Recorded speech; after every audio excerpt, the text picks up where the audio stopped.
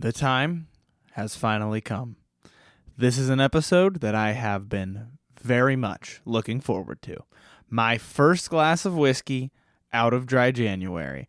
Today is February 1st as of the recording of this episode, and we are finally breaking the lack of drinking. I don't want to call it sobriety because I'm typically pretty sober, but I'm going to actually drink a glass of whiskey instead of spitting it out, which is what I've been doing for the past month. But I'm not going to get there quite yet because the whole thought of dry January, the whole action that I was doing got me thinking maybe I should try to compare spitting out whiskey for a review versus swallowing the whiskey for a review. Now, those of you watching the video version, I will spare you from this and I will edit out the part where I'm spitting into the bottle, but we're going to see how the reviews go. Before we get to that, I am Chris, and you are, of course, listening to the Whiskey Noobs podcast. And so basically today we're going to walk through two reviews. Now, I couldn't think of a way to do this blind. I would have liked to find a way, but how do you, there's no way I can think of to use blind tastings to compare spitting out your whiskey versus swallowing the whiskey. I'll have to think about that a little bit more. But what we're going to do, just for simplicity's sake, is I've got this bottle of Dalmore 12yr. This was actually recommended by a patron and I think maybe some other folks on Instagram, if I remember correctly. So it was in my head enough that I was like, I need to finally try that. So this bottle of scotch is obviously 12 years old and it costs $80 in Ohio. It is a Highland Single Malt Scotch Whisky, as it says right on the front of the bottle. And I'll look up a little bit of the details about it as well, because it doesn't really give you too much on the bottle. Oh, there is a QR code. I'm actually curious what the QR code is for. Let's find out. We're going to find this out together. But either way, I am going to drink this. Well, first I'm going to sip it and spit it out and give you guys a review. And then I'm going to actually drink it and give you a review. And we'll see how different the experience is. Yeah, that's... The QR code just says, thanks for picking it. Thanks for buying this from us. Accept cookies. So I am going to have the website ready to go, but I'm not going to look at it because I don't want to read any of their notes, and that will poison my mind, and then I'll be biased. I'm going to start by swishing out with some water here because I haven't had any whiskey yet tonight. Got to get that palate clean. And then we're just going to get into it. I'm going to do a full review of the Dalmore with spitting out the whiskey, and then a full review of it drinking the whiskey. Let's see what happens. Step 1, open the bottle. Let's do that. I hate these type. Well, they come off really easily. These type where they're like metal. It's like very thin, foily metal. But sometimes when I go to pick it in order to take it off, it gets like underneath my nail. But I get that it does feel fancy. It feels very quality. Okay. So obviously the nose isn't going to change. The palate and the finish are the two things that I'm very interested to see. Mainly the finish, how different it is when I'm swallowing the whiskey versus spitting out the whiskey. I guess let's just get into it. I don't know. I'm excited. I'm nervous. I'm nervous to drink some whiskey. What if I forgot how to? You know? It's scary. Oh, man. On the nose, I mean... huge pop of flavor, and I've been nosing whiskey all month, so it's not like, oh, I'm coming out of dry January, so it seems like it's got a lot of flavor.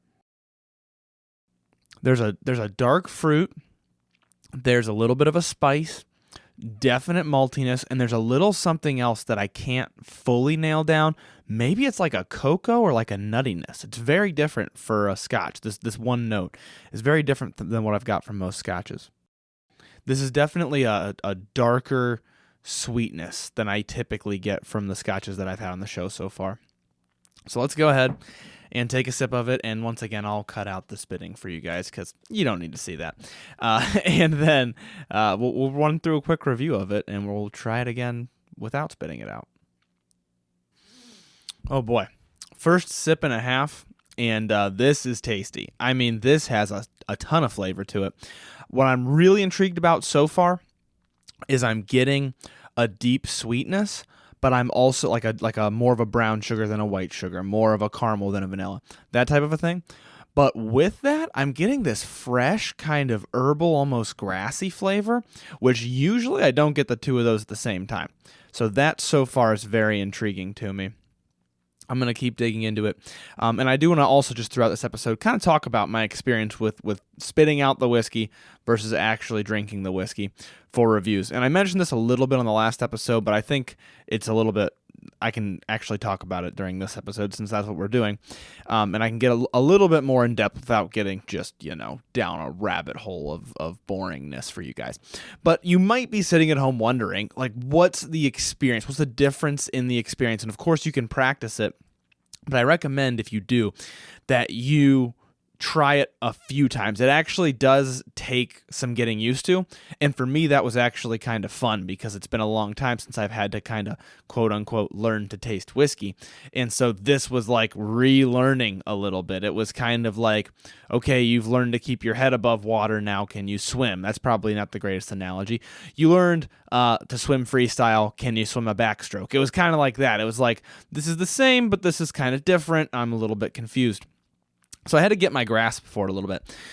My first couple reviews, I was very much I shouldn't say throughout the full reviews, but it took me a few minutes into reviewing, especially the first couple of times, to get it right. And I think what was happening was I was sipping it, holding it in my mouth like I normally do, and then not swallowing it, but spitting it out where I would normally swallow it. And that doesn't work. You might think, what do you mean? That's exactly what I thought you'd be doing. But I learned with spitting it out, I really had to, first of all, not take for granted the palate. I think a lot of times I've realized I take for granted the palate and I just go straight to swallowing it and then I can still taste it on my tongue in the finish, And I think a lot of times I was taking that for granted. So I was actually having to slow down and say, okay, wait, before you spit this out, pull notes out of it. Actually really focus on what you're tasting right now. Whereas I usually, especially for quick reviews, especially for like a quick video 30-second type thing, I don't really focus on nose, palate, finish too much. I just kind of get the entire vibe of the whiskey, especially for those quick reviews because that's what people are interested in. They don't want to know if the nose has cinnamon spice and the palate has ginger spice. They want to know overall what does the whiskey taste like. And so I realized, though, that I had started to make that like almost common practice. So I had to really slow down, and more so than you even would when you're swallowing the whiskey, you have to really focus on what you're tasting as the whiskey is in your mouth. And that, to me, looked like a lot more of the Kentucky Chew, a lot more kind of retrohaling, letting the fumes come out of my nasal cavity, not the actual liquid like you would with a cigar where you're blowing the smoke out of your nose, but letting those fumes creep up into my nasal cavity and making sure I have it open. So if you've never smoked a cigar and you don't know what retrohaling is, it's essentially that, but you do it with the smoke. You try to open up your nasal cavity. You typically learn how to do this by lightly blowing out of your nasal cavity, just blowing out of your nose basically. And the smoke in your mouth gets swept up into your nose and comes out of your nose.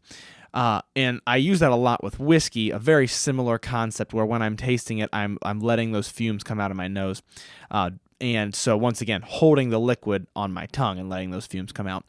And this experience, the spitting out the reviews, really made me have to get good at that, which I'm actually kind of grateful for because I feel like that is a new tool in my toolkit that I'll probably also even be doing a short form video on. But the way it looks is essentially I'm spitting out these reviews, so I'm not able to taste the whiskey as well because I'm spitting the whiskey out. I don't get that finish at all. So I thought to myself, how can I make this better? And I started just naturally chewing the whiskey a lot more. And when I started naturally doing that, I realized I was basically retrohaling the whiskey out of my nose. And that made me able to get a lot more nuance, which is something I think I'm going to apply in this episode. I'm going to try to do that even with swallowing the whiskey, and I think my reviews will get even more accurate, to be honest with you. So I highly recommend at home, even if you're not interested in trying spitting out the whiskey, try retrohaling it, essentially. Now, make sure you're not blowing whiskey out of your nose, please. Keep it on your palate. Don't let any liquid up into your nasal cavity. You should have like a layer of whiskey that's in your mouth, and then there should be air above that. And the air above that is what you want to have come out of your nose. And that's what I've been doing, and it seems to be working really well. Now, this is the first glass I've had since I started doing that. So I'm interested to see if the finish totally blows that out of the water, and it's like, oh, I actually wasn't getting quite as much as I thought I was. It just seemed like a lot comparatively because I wasn't swallowing the whiskey. That's what we're really going to see today, and I'm going to continue into this glass of whiskey a little bit to see if that's the case. That nose, once again, a nice bready maltiness. It's really reminding me, that nose really reminded me of like a strawberry covered with like a sugar, like a brown sugar strawberry combination. That's the vibe that I'm getting so far, but I'm going to take a sip here and we'll see. I'm also using a technique very similar to what I do with retrohaling, which is it's very hard to just open your nasal cavity and let the fumes of your mouth go out of it. But what I do a lot is I learned this by blowing out of my nose very slowly, but now I'll just kind of open up that path to my nose, and then I'll fan my tongue, which pushes the fumes through my nose. And I do that with cigars as well. And then with whiskey, you're like also agitating the whiskey with your tongue at the same time, so it's kind of a win-win. And I think now that I'm really like trying to pick this apart, maybe one of the things we're going to see is that I don't get quite as much on the back part of my tongue. Because I notice when it starts getting back there, I'm like, uh-oh, don't accidentally swallow this whiskey. So I'm interested to see if the extra exposure to those taste buds near the back actually has an impact. I know they say that your palate's not actually divided into the sections like people used to think it was, but I'm interested to see just the surface area of taste buds that's being covered, if it's actually going to make a difference or not. I think this will probably be my last non-drinking sip, and then I will wrap up my thoughts. We'll see how close they are, so I'm going to tie them up in a neat little bow, and then we'll do the real review. That way we have something solid to compare to. So last one, and then we're on to actually drinking whiskey, and let me tell you, I can't wait. This definitely has a little bit of like that jelly on toast flavor that I've said Borrowed Page Volume 2 has. You get this bit of fruitiness, you get that bit of breadiness.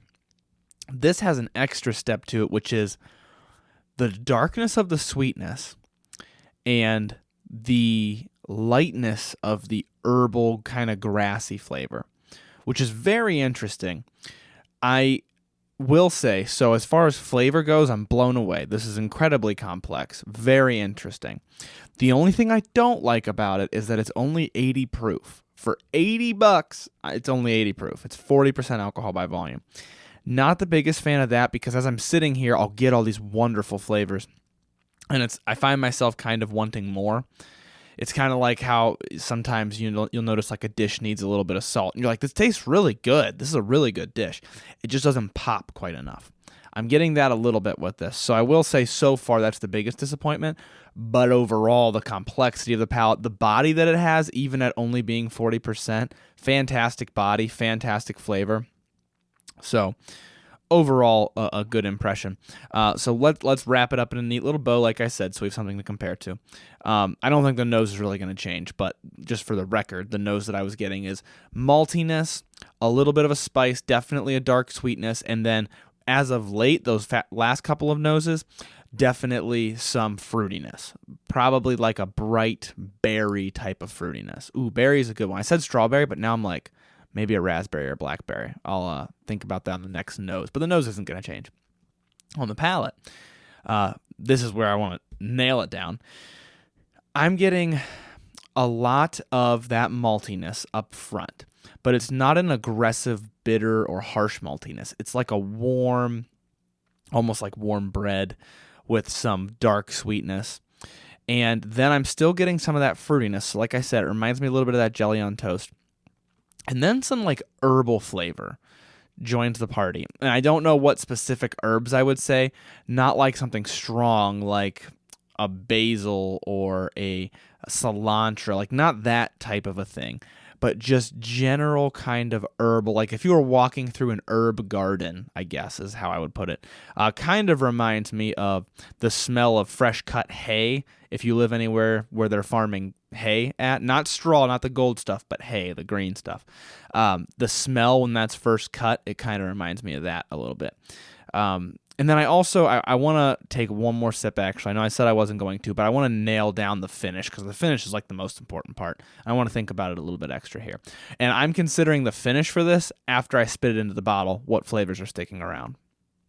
When those herbs come in, it's almost like a creamy dill. That's kind of what it reminds me of. Not in the same way that some ryes are like creamy dill, which is weird. It's weird for me to say that. But it's just like a touch of it. The way it interacts with everything else makes it taste super different from the way ryes do it. And then the finish, I noticed that it turned from a dark kind of a brown sugar caramel almost to more of a vanilla type flavor. And that creaminess really stuck around. And there was a little bit of like maybe a toasted wood. A little bit of something like that.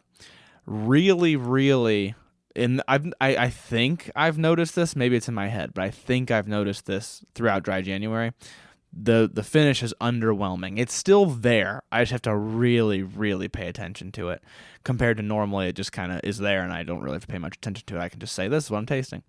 So I think that's going to be one of our biggest differences here. Let me reload my glass, and then we'll see. We'll compare the notes from not swallowing the whiskey to actually drinking the whiskey, and then we'll compare the notes to Dalmore's notes on their website, and I'll talk more about like what this is, because they don't put too much on the bottle, so I will look that up. All right, this is it. This is my first official sip of whiskey since the beginning of Dry January. Let me say that again, because I wasn't looking directly at the camera for those watching the video. This is my first official sip of whiskey since 2023, and I am thrilled. Let's see if it's any different than spitting out the whiskey. Cheers. Sláinte. I think there might be something to the coating of those last few taste buds when you swallow it and it actually goes down the back of your tongue. Now, what I will say is I don't know that my review will change a lot. I'm going to obviously keep drinking this. I don't know that my review will change very much, but I think the intensity of the flavor is going to change. So far, that first one, maybe it's a placebo, which is why I want to do this a few more times. So far, I'm worried that it was a placebo, but I do think that at least knee-jerk reaction, it seemed like there was more flavor when I swallowed it. It seemed like there was. Also, just a comment on my first sip since 2023, fantastic. I mean, I missed that a little bit. There's just something different when you're spitting it out. And maybe it's because when I'm spitting it out, I'm really focused on just reviewing. And so I'm not so much sitting around enjoying the glass of whiskey. I'm here for a purpose because I have to have this bottle or can that actually has my spit in it. So maybe that makes me realize I'm not just enjoying it. I'm working in some sense of the word. I am working in some sense of the word. My video cut out there for a second, so my apologies. I don't know what happened just now. Once again, new studio if you weren't here for the last couple episodes, so I'm still really, really working out the details. My video might have actually, my quality of the video might have changed a little bit. So if you're watching the video version, my hue, saturation, white balance, all that might have just changed a little bit. Still working out the kinks, so my apologies for that. But once again, where was I? I was about to take another sip and actually swallow it. So let's do that. Cheers. In case it has to be said, the nose did in fact not change. The finish might have. I'm still nailing it down. I think something happens when you swallow it. First of all, those last few taste buds definitely get coated. But then I think it's like there's a second wave of flavor that hits after you swallow it, when it dissolves off your tongue, that I don't seem to get after I spit it out when it dissolves off my tongue. So I'm going to try this one more time. And of course, I will wrap up some thoughts, and then we'll talk about the Dalmore in general, the part that some of you might have just come here for. One more sip. I think it's those last few taste buds getting washed over with the whiskey. I think that's what it is, that it sends this extra ripple of flavor. And it, in my opinion, and once again, I can't do this blind, but it tastes the same as it does when I spit it out. It's just, instead of, when I spit it out, it feels like the whiskey left my mouth and I'm tasting whatever is left over. When I swallow it, I always thought of it as that, but it's not. It's kind of like I swallow it, and then this extra wave of fumes, the wave of flavor hits those back taste buds, and this extra wave of like the fumes of the alcohol rush up into my mouth, and then I can taste that a lot better. I'm still tasting the same general thing, so I'm going to stand by what I said before, but it's a little bit more pronounced. So yeah, what did I say before? Definitely a little bit of a toasted wood.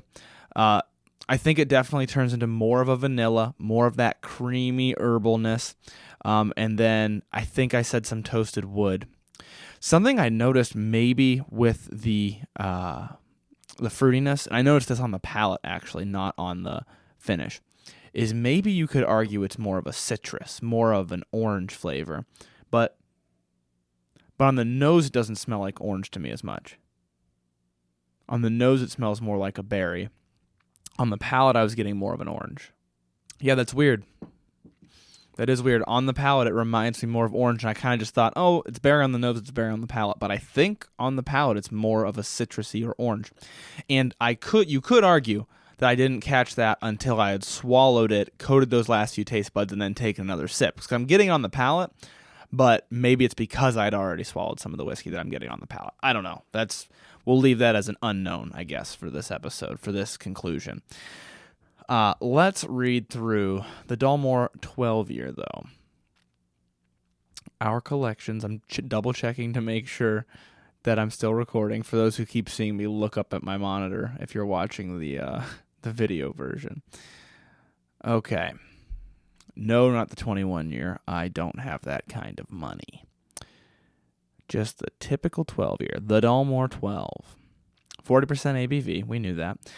An outstanding Highland single malt, matured in American white oak ex-bourbon casks, finished in rare and aged Oloroso sherry casks. Very typical finishing process. Bourbon and sherry mix is very common.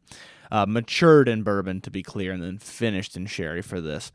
But a mix of the two casks, very common. I will say, and I guess it could be because it's aged in the bourbon and then just finished in that sherry, I see more of the bourbon influence. And I wish I would have said that before I read it so you guys would believe me. Hopefully you do believe me. But I did see more of a bourbon influence. Now, on to the tasting notes. I still got it. I still, to some extent, got it. And I'm happy about that. It does say citrus fruits in the nose rather than berries.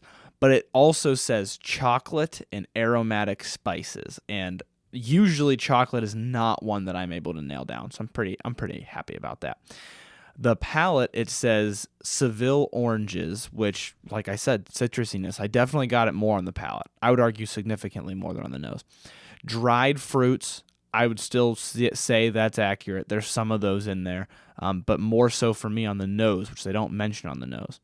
And hints of vanilla pods. Now, this is where I'll deviate a little bit. I would push the vanilla pods more towards the finish and less towards the palate, but that's just me personally.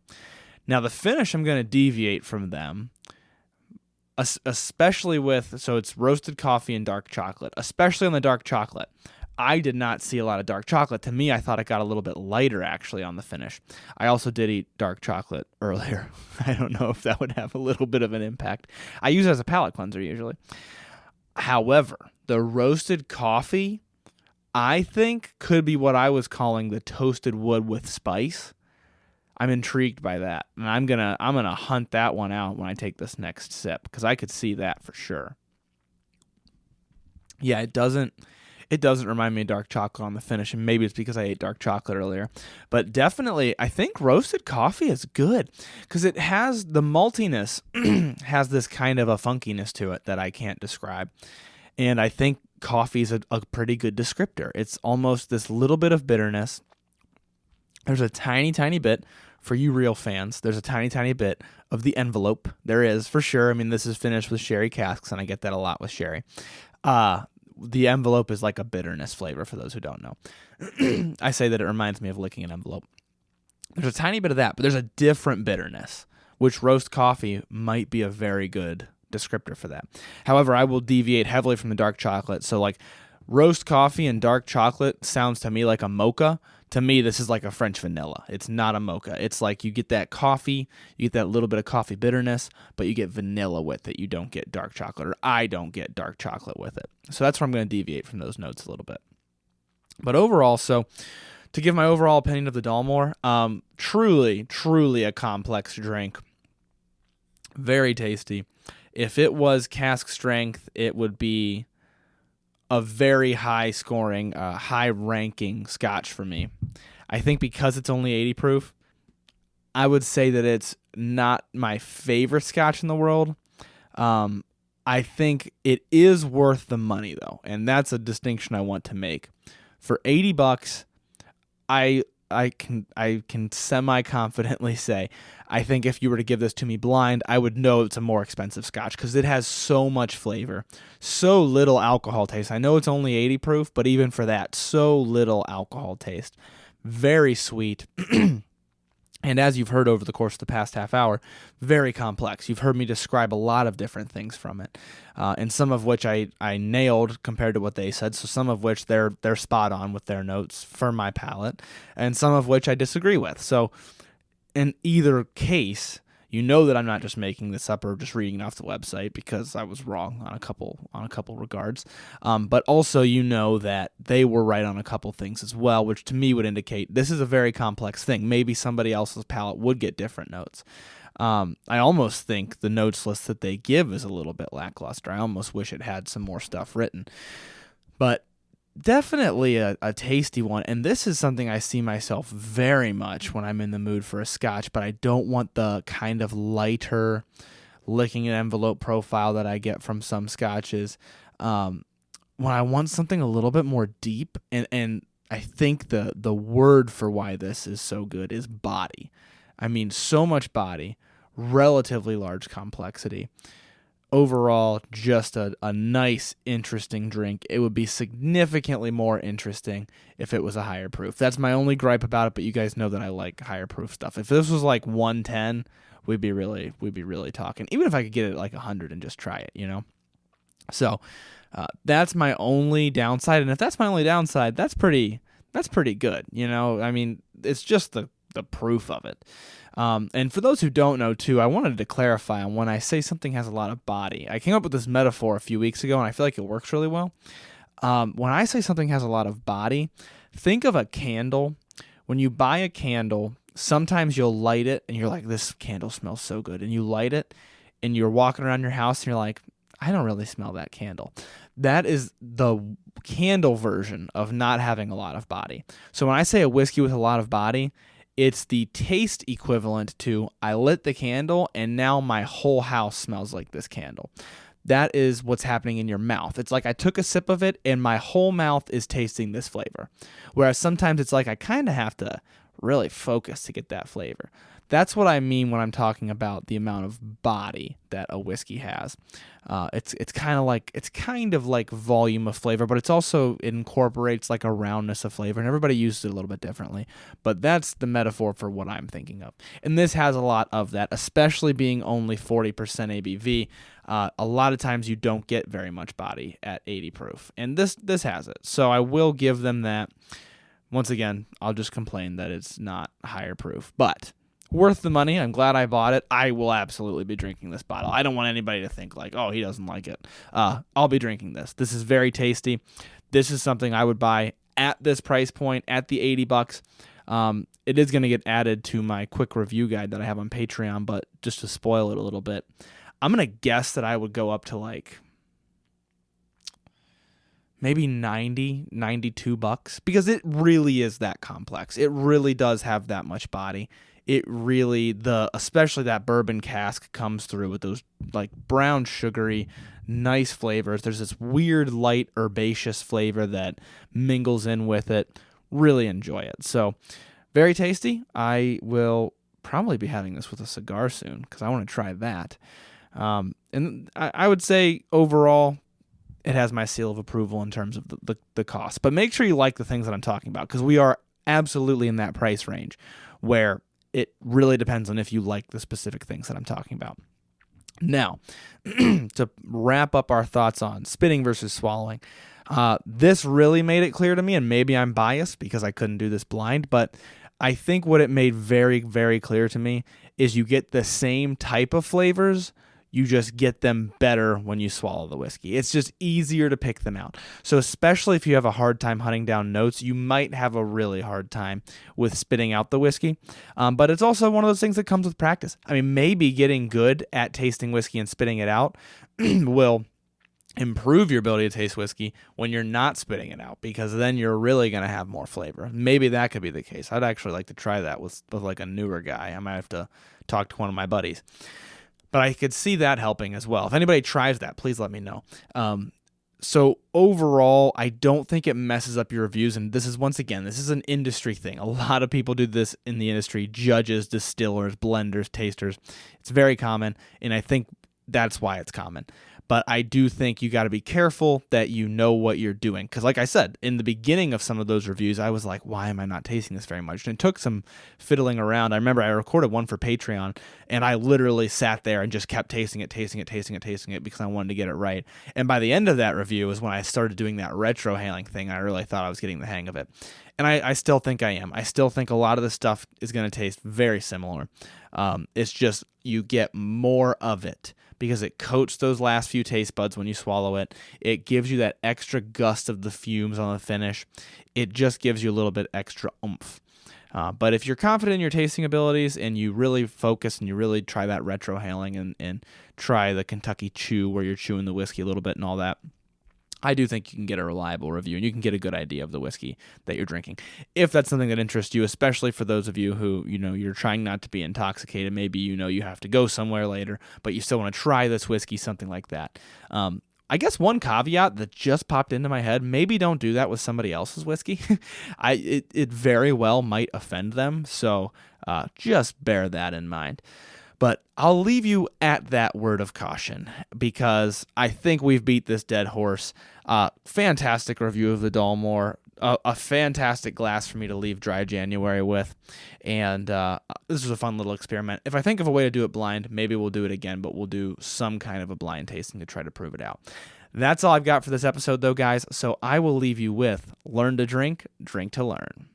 Thank you guys for listening to another episode of Whiskey Noobs. If you need more Whiskey Noobs content in your life, make sure you check out our Patreon page in the show notes. And if you like the show, please make sure to leave a 5-star rating or review. It only takes a couple of minutes and they're way more helpful than people realize.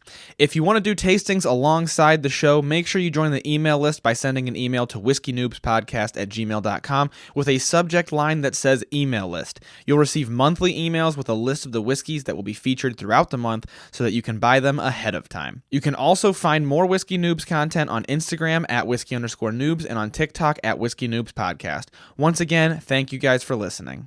The Whiskey Noobs Podcast does not support underage or otherwise irresponsible consumption of alcohol.